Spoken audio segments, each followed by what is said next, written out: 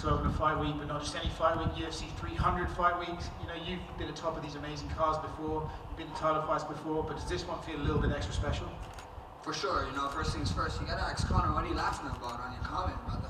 Yeah, I did see that. Yeah. Go ask him what are you laughing about. Hopefully he can get Lucky Charm shorts or something. Good for him, you know. We were talking, of course, about the floral hat shorts you've got for this fight. Yeah, did post it, Connor did put a laughing emoji on it, but curious how you feel about being able to rep them in the octagon. I loved it, man. I loved it. You know, it came together real quick. Being able to use it here at UFC 300, hopefully you leave it for me so I can keep using it every fight. So we see what happens. Do you think that's important for athletes to be able to represent themselves and sort of express themselves in ways other than just, you know, their fights? I think it's cool. Yeah, I think it's a great way. You know, put a little flavor in it. You know, I guess I understand the whole uniform look because we're trying to, you know, go after, like, you know, follow other major sporting leagues. So at the end of the day, I get it, but to have your own flavor, and finally I get mine. I mean, the people wanted it. You know what I mean? Where's Hunter? Where's Dana? Tell the numbers of the sales, because I want to see. I'm pretty sure that floor shorts is popping. Justin Gaethje, right, obviously a phenomenal fighter, BMF. When this fight was announced, I saw the reaction of someone like, oh, he hits too hard for Max. You know, a guy who's never been dropped before in the octagon.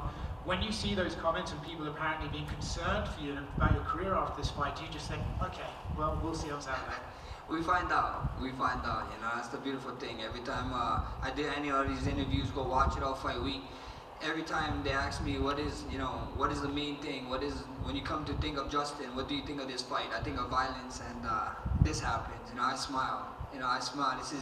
This is what real fighters is about. Justin's a BMF. The beautiful thing is everybody has questions, and we have the answers come UFC 300, Saturday night. I've been watching your YouTube channel, great content on there, I recommend everyone go watch it. You've been showing yourself bulking up for this fight a bit more than you did for that Dustin fight. How do you feel now walking around ready for a lightweight title fight? Brother, I mean, it is what it is. You know, I talked about this earlier today. I hate talking about it, but you know, that Dustin fight it is what it is, you know. My manager is calling me Muffin Top Max this whole camp, you know, so at the end of the day, that's what it was, you know, for this fight. And we wanted to put on the right weight, we wanted to be smart, we wanted to be strong, but we still wanted to be fast. So I think we found a very even ground, and you guys get to see it come Saturday night. There was a quote from your coach on one of your video blogs where he said, Max already has a BMF belt and it's in his chest. Do you think, comparing your skills to Gaethje's, that this could come down to whose heart is bigger, and do you think you beat him in that category? We see what happens, you know, we see what happens. I think a true BMF is a guy who, you know, who's willing to fight and go in there like gladiator days, you know, and he said it before. If he was, like I said, when I'm a gladiator, he said in gladiator, he would have fight to the death, you know, in a Coliseum. So the beautiful thing is, we get to find out, man. We get to find out. Attrition is going to be a big thing in this sport, I believe, in this fight with him, and we get to find out. Max, we're here. Just one last quick one on the jump up to lightweight. Was that a conscious decision after the Dustin fight, like coming off of that, like if I ever go back up to lightweight, I have to approach this differently, or was that just a change right now for the Dustin? I mean, the Dustin time, I hate talking about it. I hate saying it. They came with an opportunity, and opportunities like that, you do not say no. You know, it was just a time thing. With the Justin one, I think it was like 6 weeks or whatever, and if you come down the 2 weeks that you kind of come down from training week, that's like a 4 week, you know what I mean? So at the end of the day, real fighters stay ready, like I always said, and I felt like I was ready. If you go watch that Dustin fight, there's a couple things that I had to change, and you know, the outcome is different, you know what I mean? And now we had 10 weeks, 10, 11 weeks, I don't know what it is for this fight. You guys get to see the difference, you know? A lot of people like looking in the past, a lot of people like searching for stuff. They keep forgetting what's right in front of them, you know, and you guys are going to see come Saturday night. Justin has obviously famously declared himself the most exciting fighter in the UFC. I'm curious, do you agree with that, or would you kind of put yourself above that? I mean, how are you going to disagree with him? The guy had, 12 fights in the UFC, 12 bonuses? Brother, that speaks for itself. It is what it is. I'm just excited to be sharing the octagon with him come UFC 300 on a big event like this. When you got a card like this, the spotlight like this on us, being the people main event already, you know, I think we can still show the UFC pushing. Every time I see an ad on UFC for UFC 200, it's me and Justin. So at the end of the day, Tim, Daniel, someone needs to get on the phone with Dana and Hunter, and we gotta talk numbers about some things, because it's looking kind of funny. And Justin said that I think the ideal scenario for him would be doctor stoppage because he doesn't really want to put you out cold because he has respect for you. So I'm curious, what do you think of that prediction? I mean, it's cool, you know, it's cool. I don't want to put the man out cold either, but it's the fight game. That's what we love, you know. Like I said, for 25 minutes, I'm going to go in there. He's going to come for my neck. I'm going to come for his neck. And, you know, after we can hug it out, you know, go get a beer. I mean, I don't drink beer. He can get his beer. Maybe I get a shot with him and, you know, we get a pizza or something. Last one for me. Can I get your thoughts on the main event between Alex and Jamal? I think it's going to be a fun one. I think a lot of people are calling out Jamal just because he only as good as your last fight. And Jamal's last fight was what? Like, I don't know, how long was he out? 15 months, brother. Like, no one even cares, you know. That's just what it is, you know. And then you see him posting funny videos, and everybody keep hating on him like us fighters don't have a life outside of training. So at the end of the day, I think it's gonna be a crazy fight.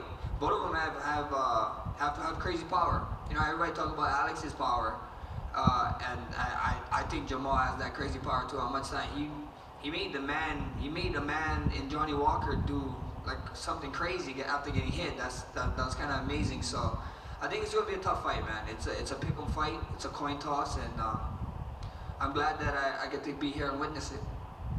Max, people were very excited by your idea to have Mark Coleman wrap the title. Justin was in full agreement. Any update? Is this gonna happen on Saturday? I didn't see it, but I heard he's gonna be here, and he'd probably be in Dana White's section, right? So, I mean, even if he's there, maybe if I see him or Justin see him, maybe we just tell him go in the cage. You know, who's gonna stop him from entering the octagon? You know, good luck. Justin also said he wants $300,000 bonuses for this for UFC 300. Can you use some of your sway? You've been here for a long time. Are you gonna? Oh yeah, brother. I'm going to. When we did a fighter meeting, we always have fighter meeting. I'm gonna throw it out there. I'm gonna say 500K, so we can start, you know, like we can start going back. Okay, 400 and 300. And the final offer 150. Come on, this is UFC 300. It's huge. The two guys that is pushing the fight is asking for it. Why not? You know. Yeah, I agree. And I remember you said at one point when you were growing out the hair that you were never gonna come into a fight week with short hair again. Why did you change your mind? I mean, just because you guys, a lot of people is forgetting who Max Bless Holloway was. They need a reminder. UFC 300 was a time, and you guys are about to see a whole different animal, you know. Okay, Max, right here. We have time for two more. Max, so I saw on your Instagram you built the Max Holloway Fitness Center in the Why Not Clubhouse for the Boys and Girls Club. I mean, obviously as a guy who's been very impacted by martial arts, what did it mean to you personally to be able to give back to your community at that level? It meant a lot, you know. I mean, being able to give back to my community at the Why Not Boys and Girls Club was huge. I always wanted to do something for my community, so it meant a lot. They also gave me the health and fitness ambassador of the Boys and Girls Club, so that was huge. But to be able to have that little gym spot in there, to have kids train safe and be smart and do the right decision, you know. Like when we went open, I told the kids, a lot of them is scrappy already, you know. So hopefully we can grab that energy, grab all that energy and put it in the right direction, you know. Hopefully 5, 10 years, 15 years, some kid from that gym that started that gym or even just touched and trained in that gym might be sitting in front of you one day, and that would be mission complete. Max, back here. You've already left such a strong legacy at featherweight. I really don't know that you have anything left to prove there. Is lightweight going to be your new weight class, or do you plan on going back down to 145? We see what happens. We see what happens. You know, in this sport, having options is always good.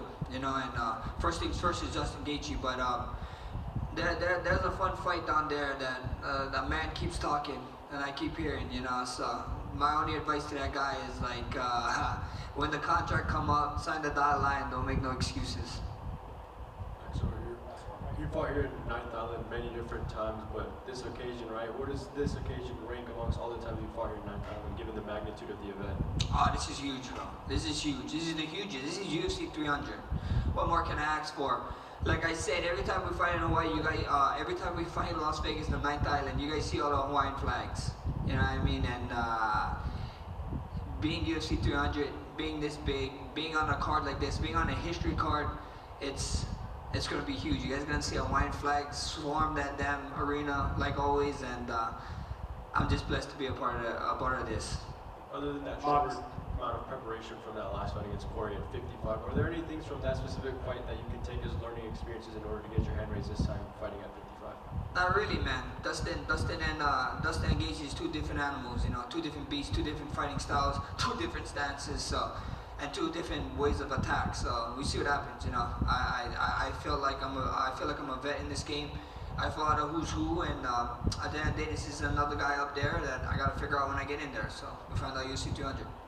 Max over here. So if you get BMF title, probably next matchup for you is new champion Topuria. What do you think about that? Questionable. That's it. Questionable. That guy. Everybody keep asking me, what do I think of Topuria? Yeah, fighting Topuria. He's questionable. I'll fight him. You go ask him that question. Ask him that question about me. At the end of the day, UFC, I always wanted to fight for a title. I always want to do this. A lot of contenders, they gave me a lot of up and coming contenders, and then there's one that didn't come up towards my way. So you can ask UFC about that. You can ask him the question.